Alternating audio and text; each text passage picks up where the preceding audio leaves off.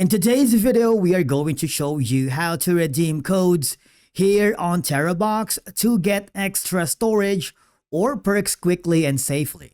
Let's begin. Now, open Terabox app on your phone and then make sure you are logged in to your account. If this is your first time in Terabox, normally there should be an icon that's floating around on your homepage that gives you or a good indicator that it is sending you a welcome bonus. All I have to do is click that icon and it will forward you to a new page.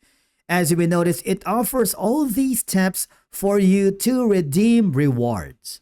You have 1 gold, which is equivalent to a 32 gigabyte. 5 gold is 7 gold, 1 day premium. Basically, there's a lot. All I have to do is click the redeem rewards here. Now from here, you would notice that you have the ability to claim the initial gold right here. Click on it so you can redeem those gold coins and you can use it on many things here on Terabox. Now, if you click that button, there are terms and conditions about your redemption. Okay, so 1 day of premium, it's effective from the date of redemption and valid for 1 day. Okay, so you have only one option, which is, as you can see, you don't have enough gold to redeem for now.